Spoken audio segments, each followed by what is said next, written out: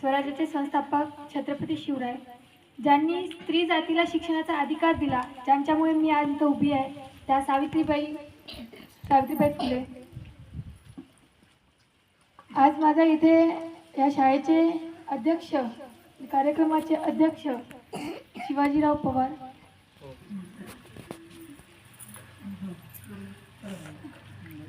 यांनी आणि national school Nivga येथील हे जे चिमुकल्या बालगोपाल, राधा माझ्यासाठी, आमच्यासाठी, सगळ्यांसाठी इथे आले, एवढे सुंदर तयार होऊन आले आणि माझा सन्मान केला, त्याबद्दल मी सर्वांचे आभार मानते.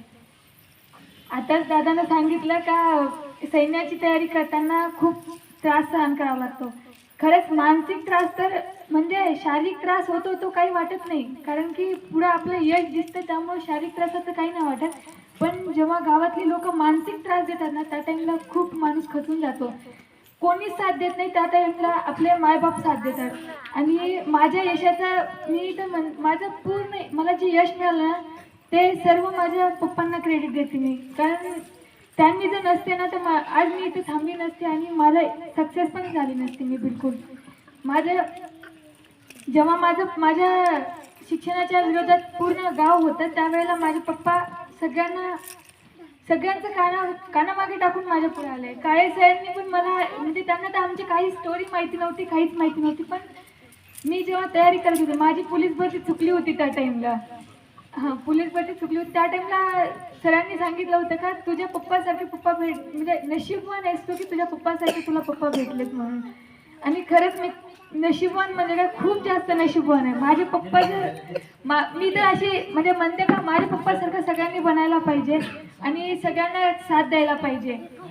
माझी पोलीस भरती म्हणजे जेव्हा मी ग्राउंडला गेले ना, तेव्हा आम्हाला एवढा त्रास सहन करावा लागला. जेव्हा म्हणजे आमचं ग्राउंड होता तर तिथं हॉटेल्स वगैरे नव्हते, काहीच नव्हतं, राहायला जागा नव्हती, मेन म्हणजे खिशामध्ये पैसा नव्हता आमच्या, त्यामुळं पूर्ण फुटपाथवर आम्हाला झोपून रात्र काढावं लागलेली आहे.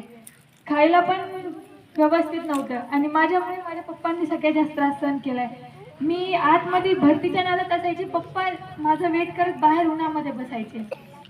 मी त्याचा क्रेडिट सगळं माझ्या मम्मी पप्पाला देते. आणखी सुद्धा तिथे आशू अनावर झाले.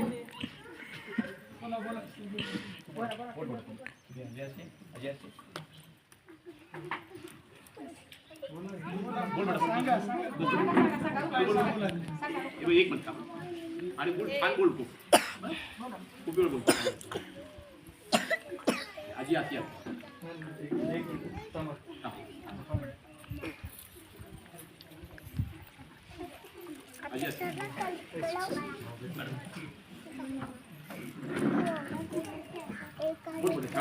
मी 6 महिन्याचं प्रशिक्षण केलं CISFचं याच्यामध्ये छत्तीसगड भिलाईमध्ये.